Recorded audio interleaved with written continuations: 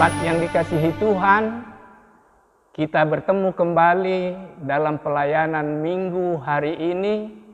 Kami semua pelayan HKBP Distrik 28 Deboskap menyampaikan salam buat kita semua, buat seluruh perhalado, buat seluruh warga jemaat di rumah masing-masing atau dimanapun berada. Selamat hari Minggu bagi kita semua. Shalom.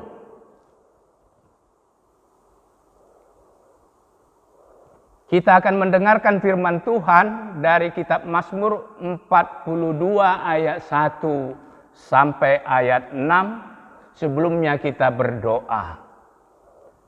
Damai sejahtera Allah yang melampaui segala akal, itulah kiranya menyertai kita di dalam nama Yesus Kristus Tuhan kita. Amin. Saya bacakan firman Tuhan dari Mazmur 42 ayat 1 sampai ayat 6. Untuk pemimpin biduan, nyanyian pengajaran Bani Korah. Seperti rusa yang merindukan sungai yang berair, demikianlah jiwaku merindukan Engkau ya Allah.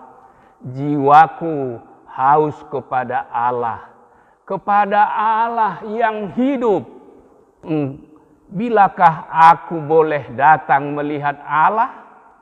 Air mataku menjadi makananku siang dan malam, karena sepanjang hari orang berkata kepadaku, di mana Allahmu? Inilah yang hendak ku ingat, sementara jiwaku gundah gulana. Bagaimana aku berjalan maju dalam kepadatan manusia, mendahului mereka melangkah ke rumah Allah dengan suara sorak-sorai dan nyanyian syukur dalam keramaian orang-orang yang mengadakan perayaan. Mengapa engkau tertekan, hai jiwaku, dan gelisah di dalam diriku? Berharaplah kepada Allah, sebab aku akan bersyukur lagi kepadanya. Pertolonganku, penolongku, dan Allahku. Demikian pembacaan firman Tuhan. Jemaat yang dikasihi oleh Kristus, topik yang akan kita dengarkan pada minggu hari ini berbicara tentang jiwa manusia yang haus kepada Tuhan. Jemaat yang dikasihi Tuhan, bagaimanakah ciri hidup? Bagaimanakah sikap hidup jika seseorang haus kepada Tuhan? Firman Allah lewat nyanyian pengajaran Bani Korah mengingatkan kita bahwa ciri hidup orang yang haus kepada Tuhan, ia tetap merindukan Tuhan dan firman-Nya. Walaupun hidup di dunia ini tidak selalu menyenangkan. Bapak, Ibu, saudara-saudaraku yang dikasihi oleh Tuhan, jika sesaat kita merenungkan sejarah perjalanan hidup kita selaku umat Tuhan, benar bahwa hidup kita di dunia ini tidaklah selalu menyenangkan. Memang ada kalanya, ada saat-saat tertentu kehidupan kita mengalami sukacita. Namun saudara-saudaraku, tidak jarang pula bahwa kehidupan kita selaku umat Tuhan sering juga mengalami persoalan hidup. Sering juga mengalami tantangan-tantangan hidup. Sering juga mengalami pergumulan yang sangat berat.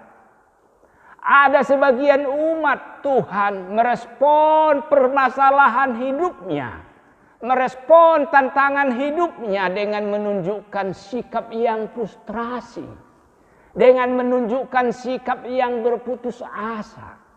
Jemaat yang dikasihi Tuhan, apakah cara hidup seperti itu diajarkan oleh Alkitab? Tidak, saudara-saudaraku. Firman Tuhan mengajarkan kita pada saat kita mengalami pergumulan atau persoalan-persoalan hidup. Firman Tuhan pada ayat 2 berkata, seperti rusa yang merindukan sungai yang benar, demikianlah jiwaku merindukan Engkau ya Allah. Jemaat yang dikasihi Kristus, apa arti kiasan firman Tuhan itu? Jiwaku merindukan Engkau seperti rusa merindukan air sungai. Pertama, gambaran hidup seperti rusa merindukan air, jemaat yang dikasihi Tuhan. Itu mengingatkan kita agar tetap menjadikan Allah sebagai yang utama. Menjadikan Allah sebagai yang primer dalam kehidupan kita.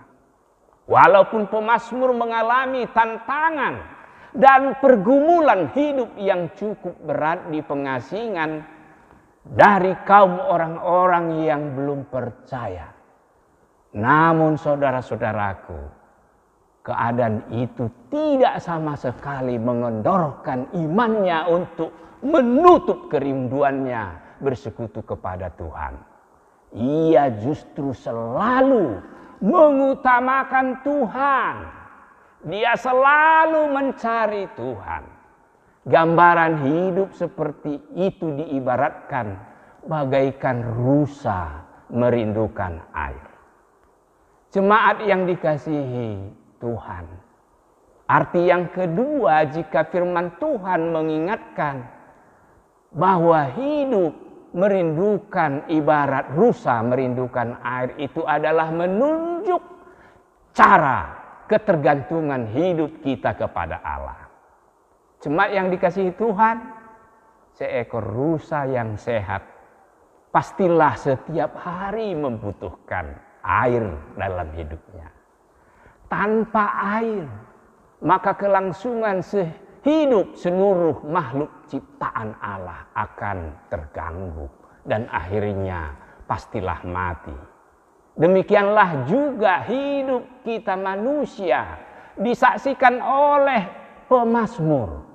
Hidup kita haruslah seperti ibarat rusa merindukan air.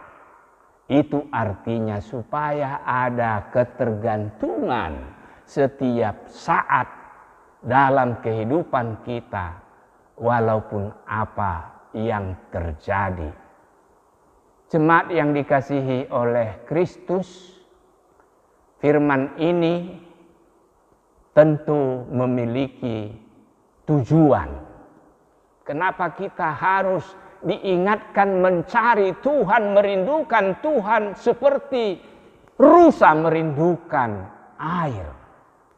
Tentu itu memiliki makna dan tujuan supaya iman kita tetap kokoh, supaya iman kita tetap tangguh, supaya iman kita tetap bergantung kepada Allah di setiap keadaan. Jemaat yang dikasihi oleh Tuhan, cara hidup seperti kesaksian pemazmur itu perlulah kita teladani. Kita harus bergantung pada kuasa pertolongan Tuhan. Kita harus di setiap keadaan mengandalkan Tuhan. Kita selalu harus mencari Tuhan dalam persoalan apapun. Kita harus giat dan berhikmat. Seperti rusa terus merindukan aliran sungai yang berair. Kenapa? Tidak merindukan sungai yang tidak berair, saudara-saudaraku. Kenapa? Sebab hanya di tempat sungai yang berairlah setiap dahaga umat manusia dapat dipuaskan, dapat terobati. Allah adalah sumber air kehidupan itu. Carilah Dia. Pergilah kepadanya. Itulah yang diajarkan oleh firman Tuhan pada minggu hari ini. Pada ayat ketiga firman-Nya berkata, jiwaku haus kepada Allah yang hidup. Jelas sekali terungkap kesaksian iman dan kerinduan hati pemazmur itu. Di tengah kesulitan hidup, jiwanya tetap merindukan Allah. Hidupnya terus bergantung kepada Allah. Pemazmur tidak berdiam diri atau konyol. Ia tidak bersikap pasif atau hanya bersikap cuek terhadap permasalahan hidupnya. Tetapi ia tetap berharap kepada pertolongan Allah dan keselamatan dari Allah. Jemaat yang dikasihi oleh Kristus, cara hidup seperti kesaksian pemazmur itu perlu kita teladani, perlu kita refleksikan. Kita harus bergantung kepada Allah. Kita harus senantiasa memohon pertolongan Allah dalam persoalan apapun. Bahkan di saat bangsa-bangsa di dunia berjuang bersama pemerintah untuk memutus mata rantai penularan virus COVID-19. Janganlah kita sekali-sekali bersikap cuek saja. Jangan sekali-sekali mengandalkan, oh aku ini sehat. Oh saya punya kemampuan mengatasinya. Tetapi andalkanlah kuasa dan pertolongan Tuhan. Supaya kamu jangan bimbang. Jangan pernah berhenti. Jangan pernah stop bersekutu dengan Allah. Tetaplah baca firman Tuhan. Tetaplah cari Tuhan. Tetaplah beribadah walaupun hanya sebatas di rumah saja. Tetaplah berdoa kepada Tuhan. Tetaplah membaca firman-Nya. Itulah salah satu ciri hidup orang yang jiwanya haus kepada Tuhan. Sebagaimana pemazmur gambar. Tujuannya tentu supaya iman kita kokoh. Iman kita tangguh. Kita tetap tegar di tengah-tengah tantangan apapun.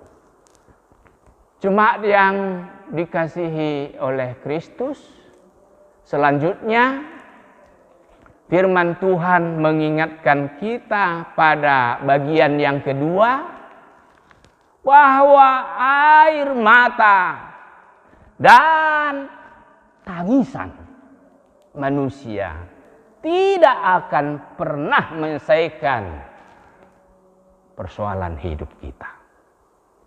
Pergumulan rangkap pemazmur digambarkan pada ayat 4. Air mataku menjadi makananku siang dan malam. Oh, luar biasa penderitaan yang dialami pemazmur, jemaat yang dikasihi Tuhan. Kisah itu pastilah menunjuk kepada situasi dan keadaan yang dialami oleh pemazmur pada saat itu. Ada pergumulan hebat. Ada yang membuat dia terus menangis dan menangis. Dikatakan siang dan malam pemazmur menangis. Dia menangis terus. Luar biasa sedihnya. Tentu hal itu pastilah diakibatkan beratnya penderitaan. Tetapi saudara-saudaraku, kita jangan contoh secara harafiah apa yang dilakukan pemazmur itu. Kita harus mengaminkan bahwa bagi yang kuat imannya, penderitaan itu pasti menguatkan. Memang bagi yang tidak kuat, penderitaan itu justru bisa melemahkan. Yang jelas, jemaat yang dikasihi Kristus, tangisan kita pada saat menghadapi persoalan, keratapan kita pada saat mengalami penderitaan, itu sama sekali tidak akan bisa menyelesaikan persoalan hidup kita. Air mata tidak akan mampu mengatasi persoalan hidup manusia. Bahkan bisa terjadi sebaliknya, jemaat yang dikasihi Tuhan. Semakin bertambah persoalan, semakin lama-lama kita bersedih, mengingat-ingat persoalan kita, semakin lama kita tangisi, maka kesehatan kita bisa terganggu.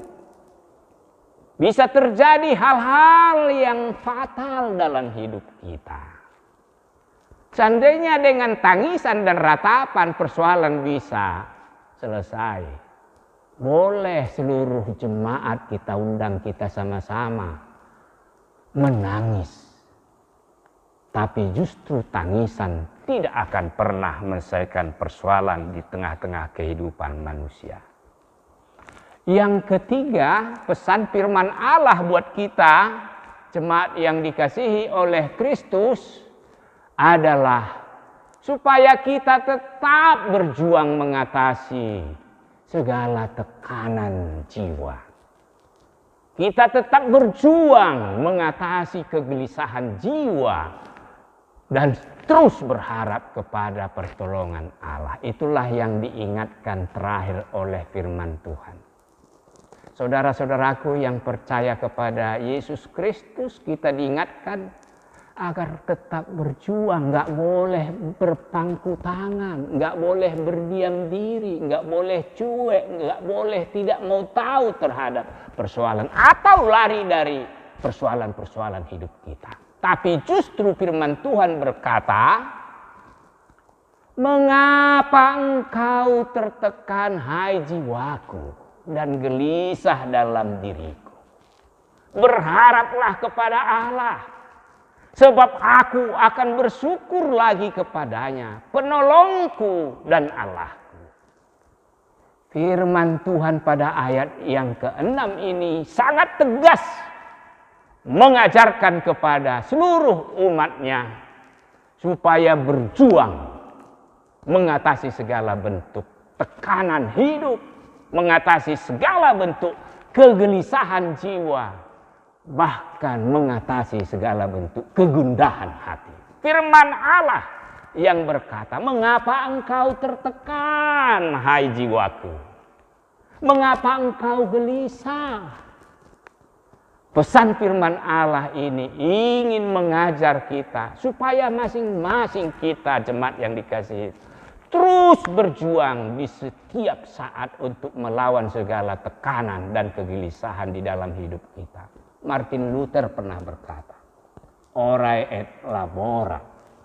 Artinya kita harus rajin berdoa untuk menyerahkan segala pergumulan hidup kepada Tuhan. Tetapi tidak cukup berhenti di situ. Kita harus juga berjuang maksimal supaya kita dapat keluar dari pergumulan hidup kita masing-masing. Firman Tuhan berkata dalam Mazmur 37 ayat 5. Serahkanlah hidupmu kepada Tuhan dan percayalah, maka Ia akan bertindak. Ada dua pesan dalam nats itu. Kita harus senantiasa menyerahkan hidup kepada Tuhan lewat doa, lewat ibadah. Tapi tidak cukup hanya di situ. Kita diingatkan juga harus percaya. Percaya artinya jangan rajin berdoa, rajin beribadah, rajin baca firman Tuhan, tetapi rajin juga bimbang. Kecemasan terus. Itu tidak seturut dengan firman yang dikatakan Mazmur 37 ayat 5 itu. Yang berikut, Iman Kristiani kita bukan soal perasaan. Itulah yang diingatkan firman Tuhan. Banyak umat Tuhan dikendalikan oleh perasaannya sendiri di saat mengalami pergumulan hidup, di saat mengalami pencobaan, di saat mengalami tantangan yang berat. Dia terbawa oleh perasaan sendiri. Seharusnya umat Kristen di saat berhadapan dengan persoalan hidup harus mampu mengendalikan perasaan. Sebab oleh perasaan ada kalanya seseorang terbawa oleh arus emosi yang tidak terkendali. Bahkan terlalu banyak umat dikendalikan oleh perasaannya sendiri terhadap suatu masalah yang dia alami, akhirnya ia tidak dapat melakukan sesuatu yang baik untuk mengatasi persoalan itu. Atau setidaknya dia tidak dapat mengambil keputusan atau solusi bagaimana jalan keluar dari permasalahan itu di tengah hidupnya, di tengah keluarga dan masyarakat sekitarnya. Jemaat yang dikasihi Tuhan, yang terakhir, marilah kita menjauhi segala bentuk kegelisahan hidup.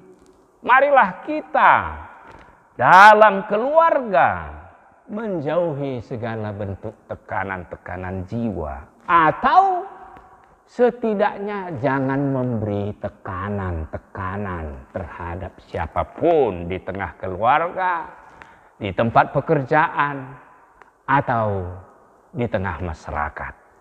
Justru kita harus menolong setiap umat yang memiliki kegelisahan jiwa supaya ia tenang, ia merasa teduh, ia merasa tenang mendekatkan hidupnya kepada Tuhan. Amin. Mari kita berdoa. Ya Allah, anugerahilah kami dan seluruh anak bangsa ini roh yang selalu merindukan Allah dan firman-Mu. Sebab segala rasa khawatir dan air mata kami tidak akan pernah menyelesaikan persoalan hidup yang kami alami, yang kami hadapi. Hanya dengan berharap terus kepada kuasa pertolongan Allah semata, semua kami dapat beroleh keselamatan. Allah Bapa di surga, kami doakan seluruh jemaat Tuhan yang beribadah di rumah masing-masing atau di tempat yang lain. Lindungilah kami ya Tuhan. Jauhkanlah dari segala pencobaan. Selamatkanlah bangsa kami. Anugerahilah pemimpin bangsa kami, Bapak Presiden Joko Widodo dan kabinetnya, hingga pimpinan provinsi, kabupaten, kota, bahkan hingga ke desa-desa. Biarlah roh hikmat dari Tuhan tetap menyertai mereka, agar mereka tetap melakukan yang terbaik bagi kedamaian bangsa negara Republik Indonesia. Terima kasih ya Tuhan. Inilah doa syukur kami yang kami panjatkan dalam nama Yesus Kristus. Amin. Jemaat yang dikasihi oleh Kristus, kita akhiri ibadah kita minggu ini dengan memuji Tuhan dari buku nyanyian HKBP nomor 357 ayat yang pertama dan selanjutnya sambil kita mengumpulkan persembahan.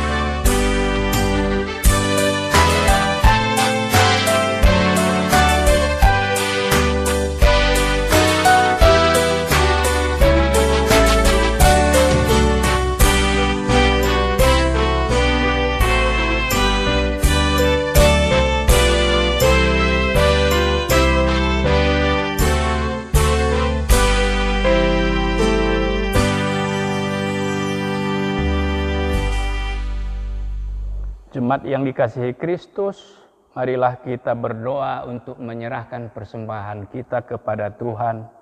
Kita berdoa.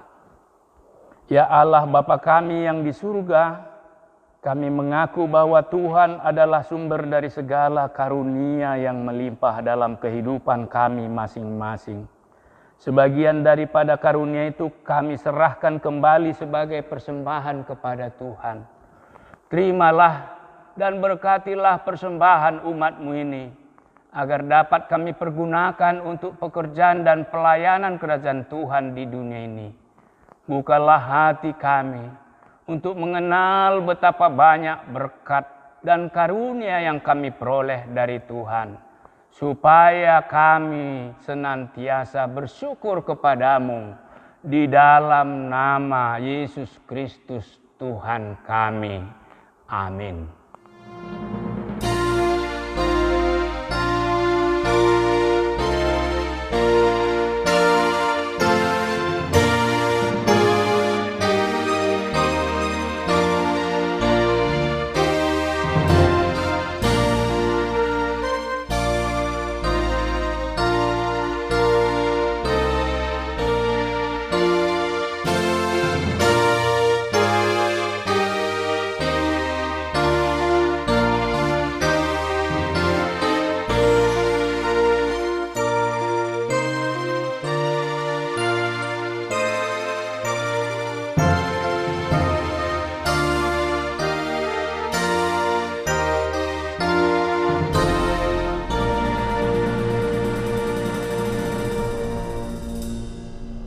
Bapa kami yang di surga, dikuduskanlah namamu, datanglah kerajaanmu, jadilah kehendak-Mu di bumi seperti di surga. Berikanlah kami pada hari ini makanan kami yang secukupnya, dan ampunilah kami akan kesalahan kami, seperti kami juga telah mengampuni orang yang bersalah kepada kami. Dan janganlah membawa kami ke dalam pencobaan, tetapi lepaskanlah kami daripada yang jahat.